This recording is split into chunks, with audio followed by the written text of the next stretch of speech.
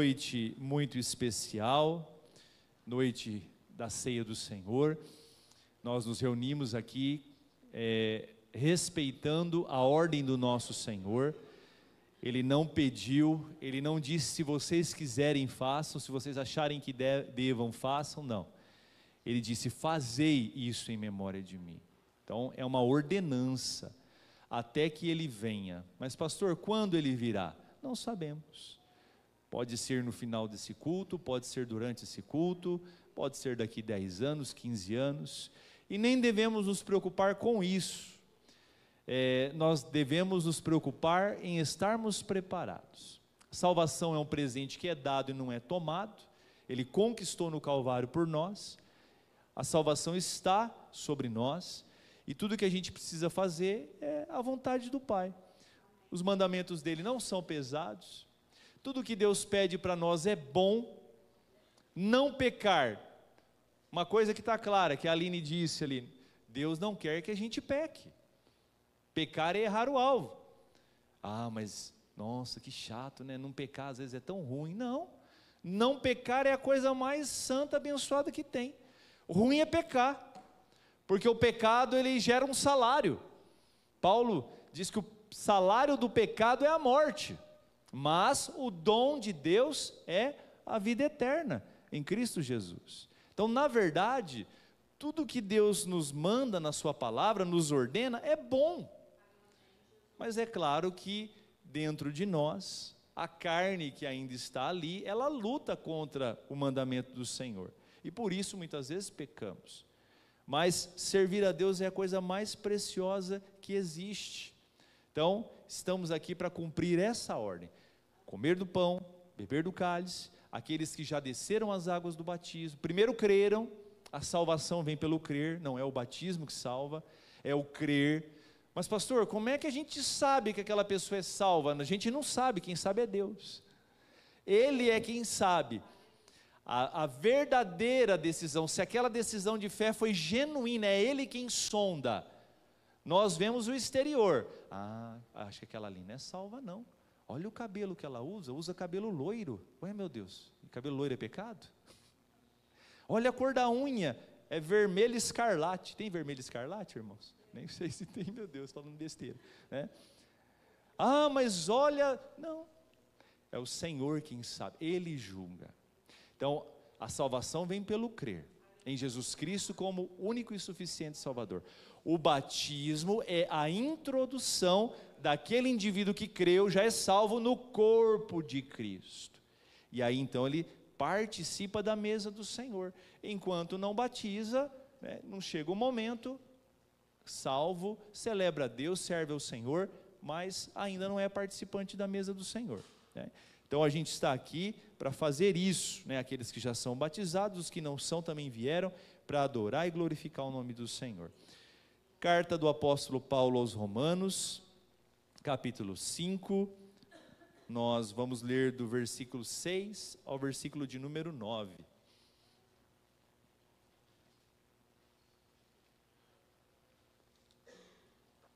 Só lembrando que se houver alguém entre nós que deseja, tem vontade de fazer o discipulado, o que é isso, pastor? Discipulado é um estudo bíblico que a gente faz para preparar para o batismo, tá? Não é obrigatório fazer ele, se fizer tem que batizar, não. Ele é um preparatório, ele vai explicar para você o que é o batismo, o que é a conversão, o que é a fé em Jesus. E daí, se você reunir condições no final dele e desejar o batismo, vai ser marcado um dia, um determinado lugar, e você descerá as águas, tá? Estou pretendendo abrir uma turma, tá? Por enquanto só tenho um nomezinho, glória a Deus, que benção, tá? Uma pessoa me deu o nome, mas se tiver mais gente querendo fazer, me procure, eu procurei Elaine, dê o seu nome, e nós vamos marcar o início desse discipulado. A palavra do Senhor diz assim, Romanos 5, do verso 6 ao 10. Porque Cristo, quando nós ainda éramos fracos, morreu a seu tempo pelos ímpios. Dificilmente alguém morreria por um justo. Embora por uma pessoa boa, alguém talvez tenha coragem para morrer. Mas Deus prova o seu próprio amor para conosco, pelo fato de Cristo ter morrido por nós, quando ainda éramos pecadores. Logo, muito mais agora, sendo justificados pelo seu sangue, seremos por ele salvos da ira.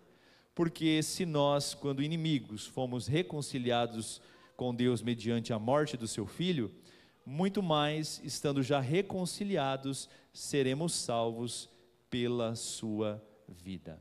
Feche os seus olhos.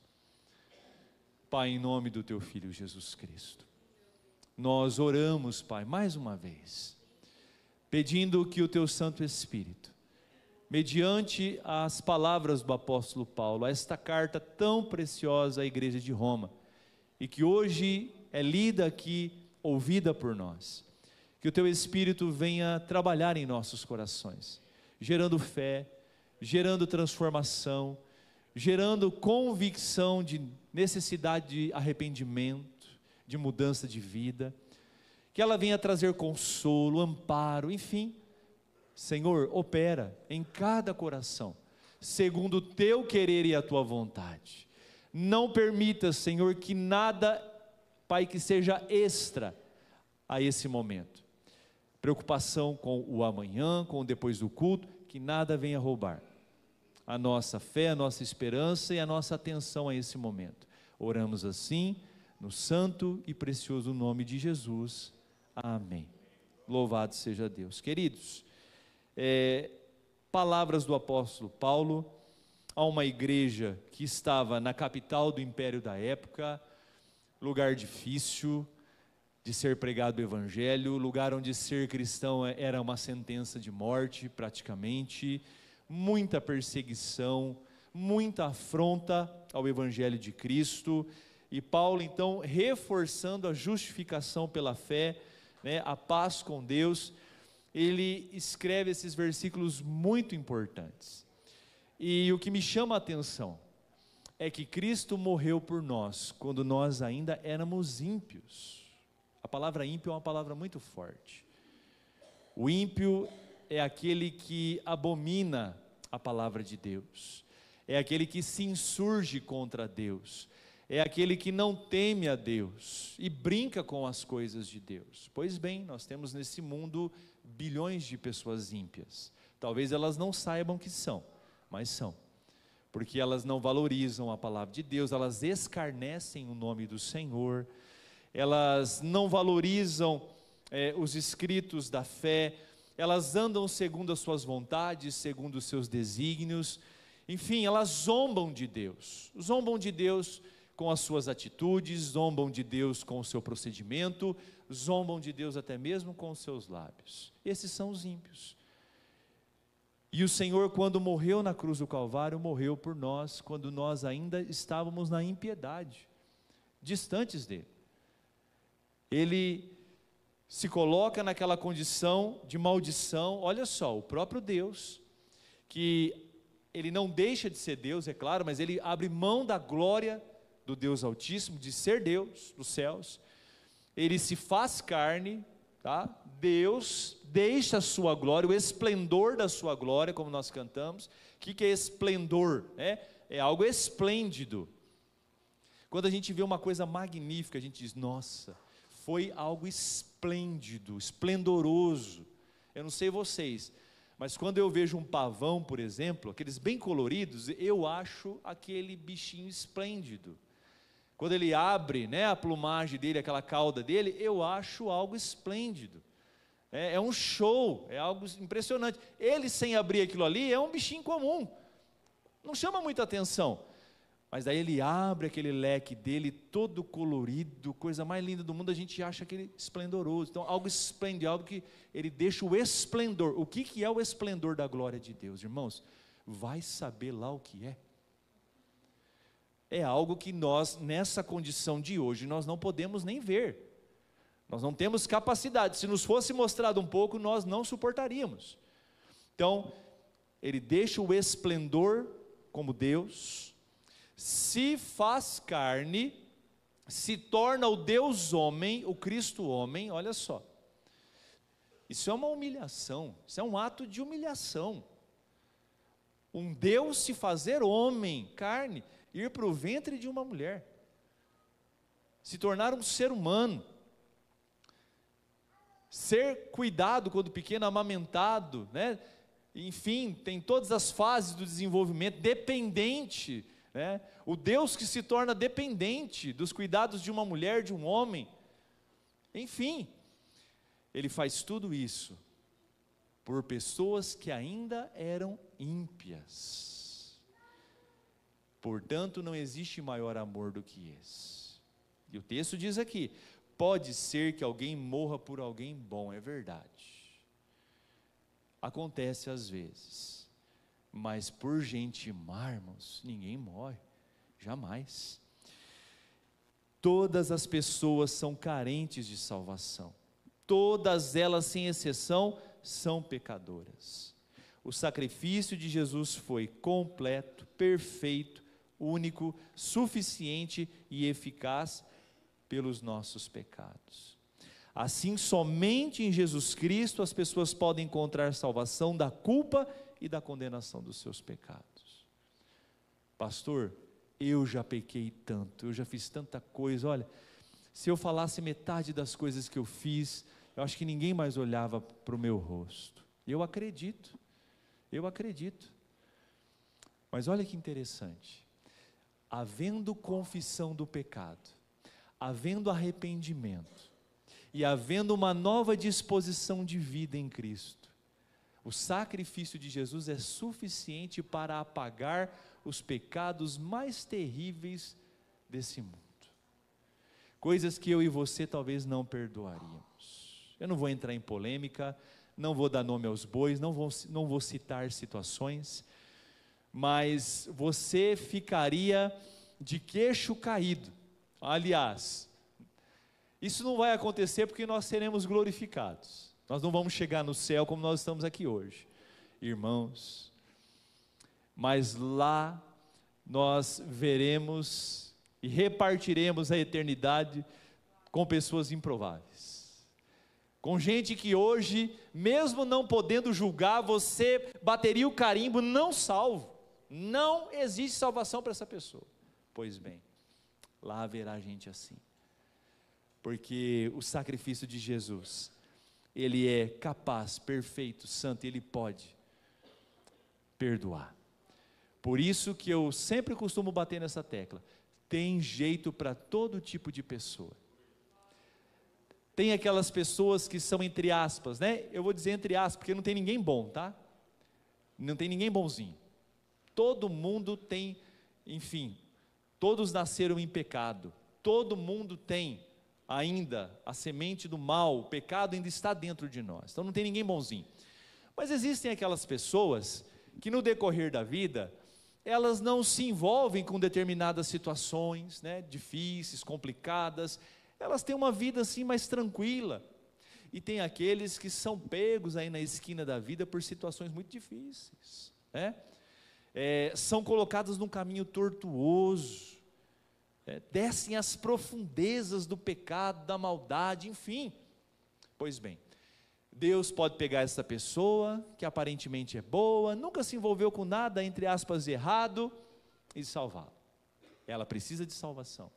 Como Deus pode pegar a curva de rio mais terrível, e desentortar e fazer dela um leito retinho, pleno, bonito, e vai verter água viva na vida dela. Então esse é o Deus que nós servimos, esse é o Jesus que nós celebramos aqui nasceu, o nosso Salvador.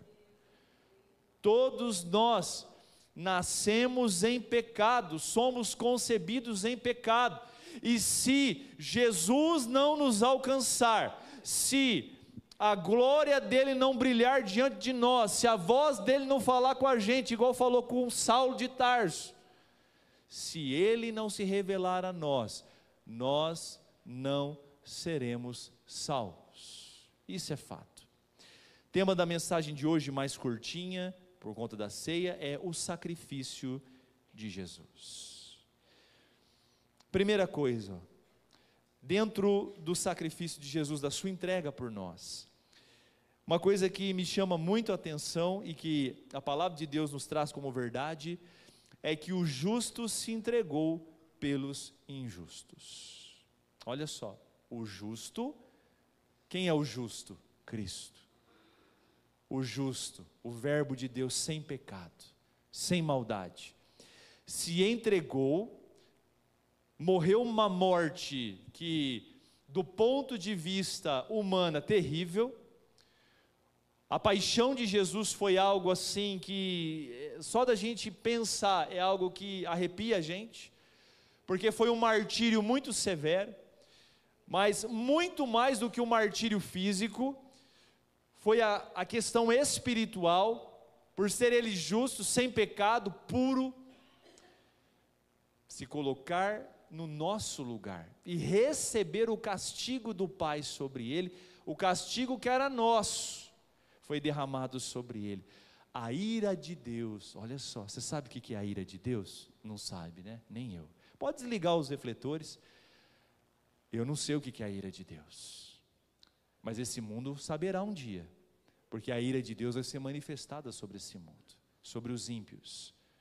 O Senhor há de julgar, grandes e pequenos, todos aqueles que rejeitaram, estão rejeitando o Evangelho da graça.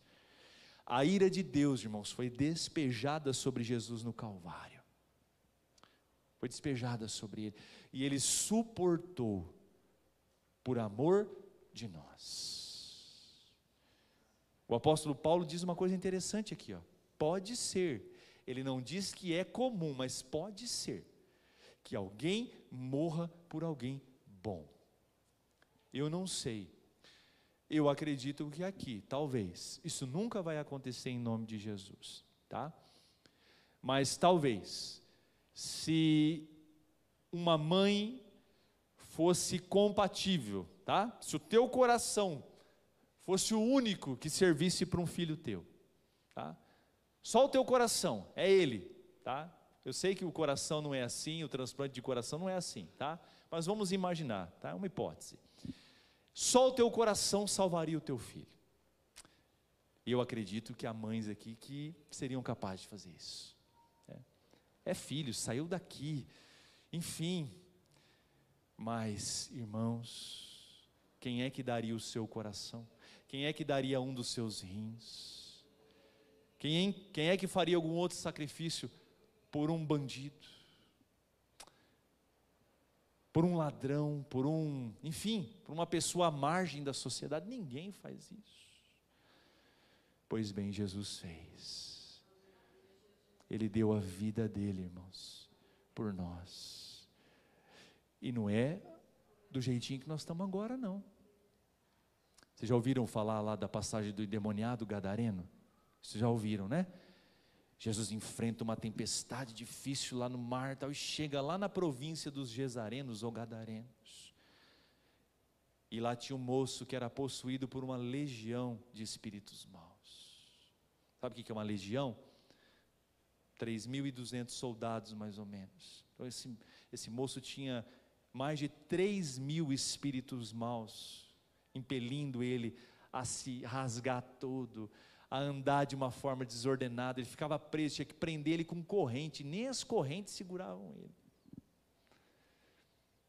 Mas quando esse moço se depara com Jesus, e Jesus então o liberta daqueles espíritos maus, daqui a pouco ele surge de banho tomado, de roupa trocada, cabelo penteado, em perfeito estado de consciência e de vestes.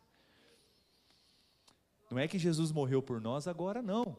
Ele morreu por nós, o gadareno lá, tudo perturbado, tudo atrapalhado, na pior fase da sua vida, quando você estava imerso no pecado, quando você nem sonhava. Foi lá que Ele te amou, e foi lá que Ele se revelou para você. Porque, irmãos, se Jesus não se revelar a nós, irmãos, nós não encontramos Ele. Não é a gente que acha Jesus, não é a gente que conhece Jesus, é Ele que nos encontra. Por que você acha que tem um monte de gente que não consegue ver Cristo? É Ele que se revela. Ele se revelou para nós. Ele morreu no Calvário por nós, no pior momento da nossa vida. É por isso que nós precisamos amar Cristo. É por isso que a gente tem que valorizar a obra de Jesus, porque o justo se entregou pelos injustos. Paulo, escrevendo aqui aos Romanos, lá no capítulo 3, verso 23, ele vai dizer uma verdade, irmãos, inabalável. Ele diz assim, que todos pecaram e destituídos foram da glória de Deus. Todos pecaram. Quando você vê alguém afundado no pecado, quando você vê alguém submerso no lamaçal do pecado, por favor, nunca se ache melhor do que aquela pessoa, porque você não é, nós não somos. Se nós hoje fomos lavados e redimidos, não é pelos nossos méritos, mas foi porque Jesus nos alcançou.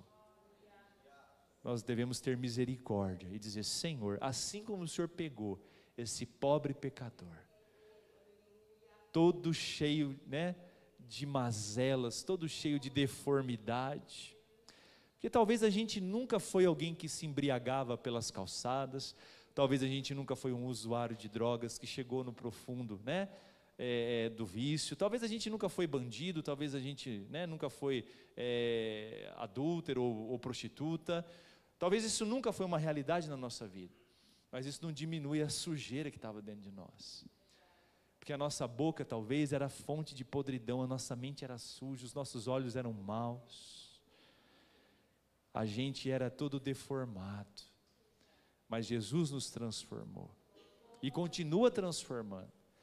Então essa noite fala disso, do justo que se entregou pelos injustos. E outra coisa que nós também aprendemos nesse texto aqui, é que o justo amou os injustos. Ele amou os injustos. Não é difícil a gente amar, irmãos, é tão fácil a gente amar a nossa família, não é verdade? A família da gente faz raiva, não faz? Quem não passa raiva com a família, Todo mundo. Tem hora que é difícil. Eu brinquei aqui quarta-feira, a Elaine estava escutando tudo lá em Curitiba, achei que ela não estava ouvindo. Ainda bem que eu falei mal de mim, bem dela, Mas tem hora que eu imagino, Tem conhecendo alguns maridos aqui, eu acho que eu tenho umas mulheres aqui que te ganhar prêmio, irmãos. Você é uma santa mulher de Deus, não santa no sentido mas santa mulher de Deus, parabéns, suportar esse homem aí, Você também, marido, suportar essa mulher aí, olha, prêmio, Oscar para você, Tem pais aí, os filhos, tem uns filhinhos que dão trabalho, são bênçãos, mas dá uns trabalhos também, na escola, não quer estudar, meio devagar, Mas assim, a gente ama, com todos os defeitos, é família, é fácil amar família, é fácil amar aqueles amigos que compartilham os mesmos gostos, que são aquelas pessoas que a gente se simpatiza, a gente se conhece só de olhar. Tem amigo que é assim, só de você olhar, você já sabe como é que ela está, ele está, é fácil, não é tão difícil amar os irmãos da igreja, que a gente fica anos e anos juntos, dá uns quiprocozinhos de vez em quando, dá uns reteté, mas tudo se conserta, tudo se arruma com a graça de Deus, mas a gente ama. Eu não sei você, mas eu amo a minha igreja. Eu canso de pregar fora de domingo. Os pastores, colegas chamam, não vou, eu não prego fora, é raro, para mim sair daqui, por quê? Para mim o culto de domingo é com vocês, é com a minha igreja, essa aqui é a minha igreja, é o corpo que Deus me plantou, eu não gosto de estar em outro lugar, e quando eu vou assim, eu não vou feliz, vou porque eu assumi um compromisso, mas eu gosto de estar aqui, com os meus irmãos.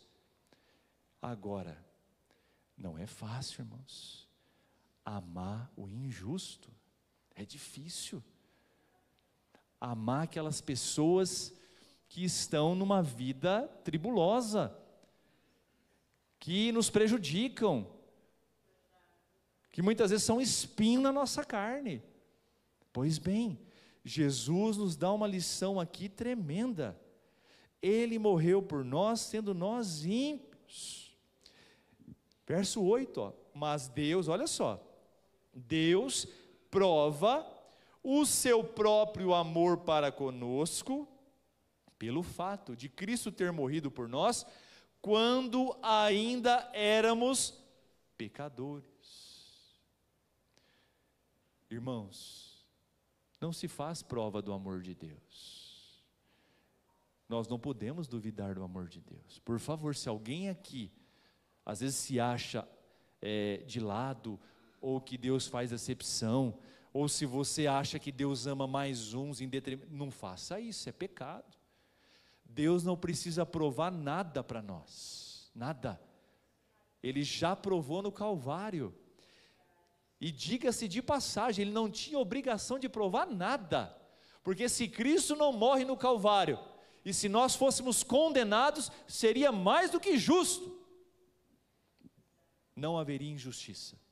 Mas Deus provou o seu amor para conosco, Deus provou que Ele ama a humanidade, que Ele deseja salvar o pecador, que Ele deseja transformar a vida do pecador, que Ele deseja justificar o pecador.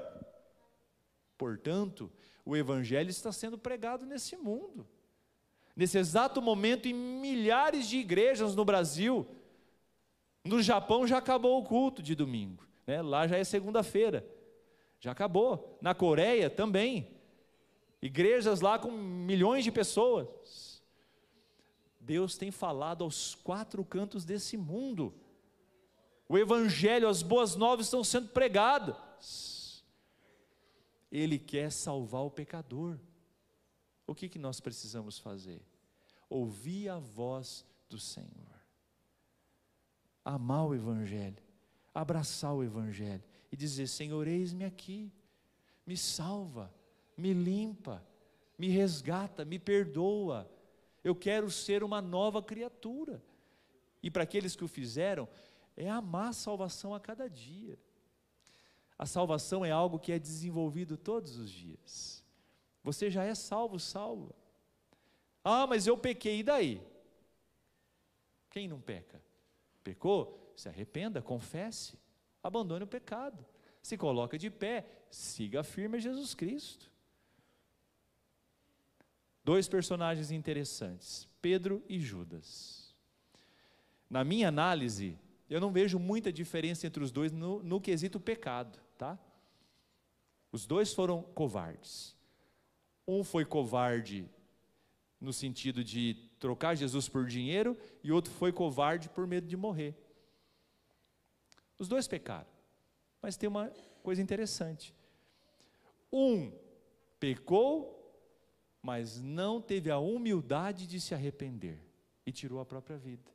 O outro pecou, voltou para a sua velha vida, mas quando Jesus chegou diante dele, ele encarou Jesus, olhou nos olhos de Jesus e aceitou, confessou o seu pecado e aceitou o perdão do Senhor. E é isso que a gente tem que fazer. Errou, falhou, não se esconda. Ou então não pense assim: já errei mesmo, agora eu vou chutar o balde. Não, reconheça seu erro, seja rápido em pedir perdão e siga firme. Até porque Jesus sabia que você ia cometer aquele pecado, Ele conhece todos os nossos erros e acertos, e Ele morreu por nós sabendo de tudo isso. É por isso que a gente tem que amar Cristo e odiar o pecado, com todas as nossas forças. Efésios 2, 4, 5, coloca ali para nós, Gisele. Efésios 2, verso 4 e 5, olha só.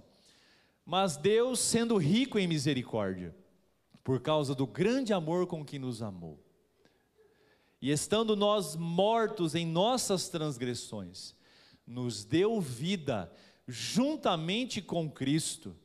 Pela graça vocês são salvos. Olha que coisa linda. Vocês são salvos pela graça. O que é graça, irmãos? Favor imerecido. Nós não merecemos, mas Ele nos alcançou. Louvado seja Deus. E por último, primeiro, o justo se entregou pelos injustos, o justo amou os injustos, e por fim, o justo salvou os injustos. Louvado seja Deus. Colossenses 2, 13 e 15, Gi. Louvado seja Deus.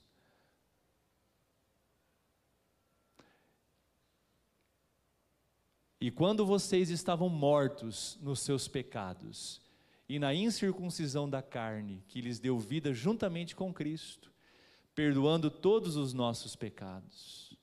O 14 agora. Cancelando o escrito de dívida que era contra nós, e que constava de ordenanças, o qual nos era prejudicial, removeu inteiramente, cravando na cruz, o 15, e despojando os principados e as potestades, publicamente os expôs ao desprezo, triunfando sobre eles na cruz. Olha só, ele não só morreu por nós, como ele quitou a dívida, a nota promissória, impagável, e ele fez assim, ele pregou no madeiro, e expôs diante do inferno, de todas as potestades do mal, e disse assim: está cancelado, está perdoado, está consumado. Acabou. Ah, mas você foi. Fui. Como disse Lutero. Lutero dava aula de teologia, e muito cansado, no intervalo de uma aula para outra, ele adormeceu. E ele teve um sonho ou uma visão, ele não sabe dizer o que foi. Mas ele estava debruçado ali na escrivaninha, esperando os alunos, e entrou um sujeito, materializado como um homem muito estranho. E o cheiro de enxofre era muito grande dentro da sala. E aquele sujeito pegou o giz e começou a escrever no quadro, na lousa, e começou lá e tal, e encheu aquele quadro com todos os pecados que Martinho Lutero havia cometido. Lutero se levantou, pegou o giz e começou a escrever nas paredes outros que aquele indivíduo ainda não tinha escrito. E ele encheu todas as paredes da sala com os seus erros. E aí sobrou um pedacinho. Ele disse assim, vírgula, porém perdoado pela graça do Cordeiro. Tá bom. Esse é o Cristo que se sacrificou por nós, o justo que se entregou por nós e salvou injustos como nós. E é a Ele que nós estamos aqui prestando culto, é a Ele que nós estamos adorando, é a esse Jesus. E precisa se frisar aqui, tá? Só Jesus Cristo tem poder para perdoar pecados. Só Jesus Cristo tem poder para salvar o pecador. Igreja nenhuma pode fazer isso. Seja por tradição, seja por dogma, ninguém, nem católica, nem protestante, nem evangélica, igreja não salva ninguém. Quem salva é Cristo. A igreja de Jesus é o corpo dele, ele é o cabeça e nós somos o corpo. E aqui nós somos alimentados e conduzidos até o céu. Mas é Cristo que salva. Você é um pecador, reconhece nessa noite que é pecador, você está distante de Deus, a sua vida está se chocando contra Deus, o Espírito Santo está revelando isso no seu coração. Como é que você pode ser salvo ainda nessa noite? Confesse o seu pecado a Jesus. Não é para mim, você não precisa confessar. Vou marcar uma hora, pastor, vou confessar todos os meus pecados para você. Não precisa. Se você quiser marcar uma hora para conversar comigo, ok, legal, vou orar por você, vou te ouvir, amém. Eu não tenho poder, e homem nenhum tem poder para liberar perdão de pecados sobre quem quer que seja. Só Jesus perdoa pecado. Confesse a Ele, fale para Ele, conte para Ele, Ele sabe, mas Ele quer que você confesse, Ele quer que você abandone, e Ele quer que você tome um novo rumo.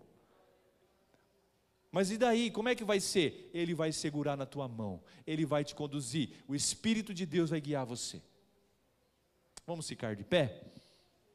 Peço que os presbíteros venham à frente.